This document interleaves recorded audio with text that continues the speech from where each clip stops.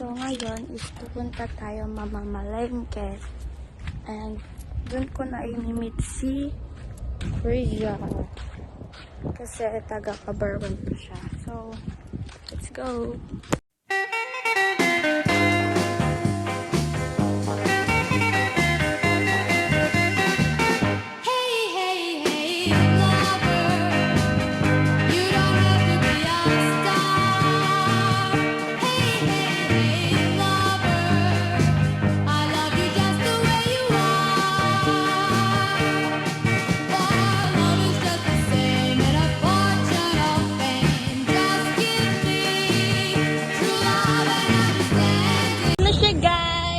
Napakatagal.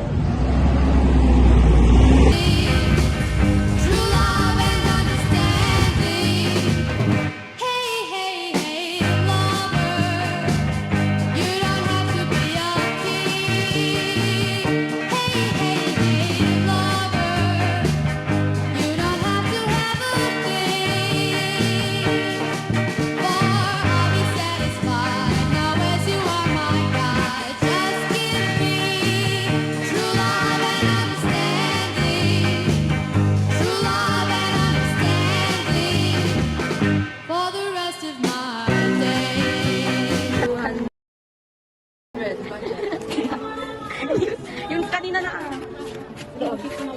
Sino mag-uwi lang? Ito. Ito ko. Tapos itanin mo sa Monday. Ang bakon natin. Ano ko umiigo? Ano ko masabi? Alam, iubos nila yan sa bahay. Buy that 20 pesos. Dapat naka-slice-slice. Ito yung grapes. Hindi na para matapos na. Ito ka mga tayo. Kaya ka masyado. Mag-think ka muna ba? Apat ka ako dito. Tanong muna tayo Magkano po dito? 25 dalawa. Apat 50. Ano nga po? 50 po dito.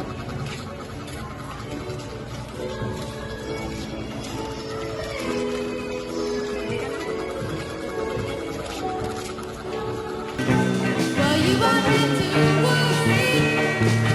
Life's a problem in my hand.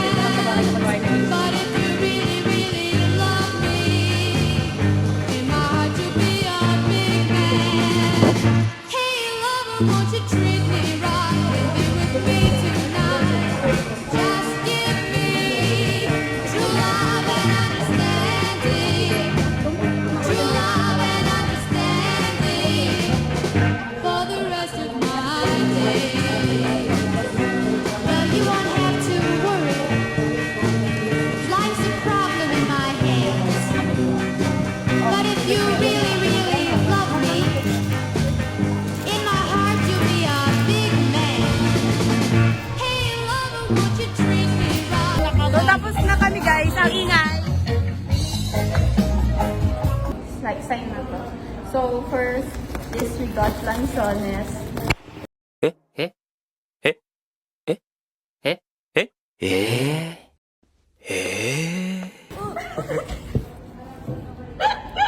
Lanzones.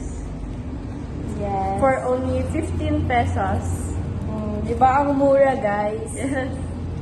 So, next, we got rambutan. For 20 pesos. Okay, so, na-minus na yan, guys. And Spanish bread for 35 pesos. 35 pesos. Tapos, next. This one. Grapes. 30 pesos lang siya, guys. Oo. Mura! Ganun mag-budget, guys. Next. And 1/2 watermelon. 50 pesos. Guys. Not just One. not just one, not just two, not just three, but 4 apples for only 50 pesos. 50 pesos for 4 apples, guys. That's only 200 pesos. So, if you know how to budget all of these.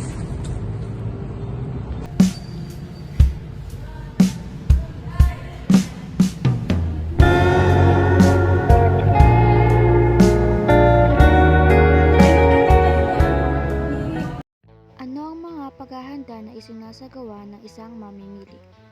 Una ang paglilista, upang hindi mahirapan sa palengke kung ano ang kailangang bilhin at para maisakto ito sa budget. Pangalawa ay ang pagbabudget. Ang pagbabudget ay makatutulong upang matugunan ang mga mahalagang pangangailangan na pamilya sa kabila ng limitadong pinagkukunan ng pera.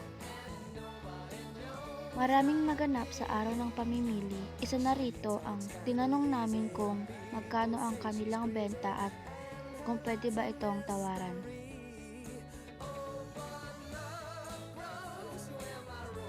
Sapat na sapat ang budget namin na nakalaan dahil dito ay marami kaming nabiling mga prutas, tinapay at iba pa.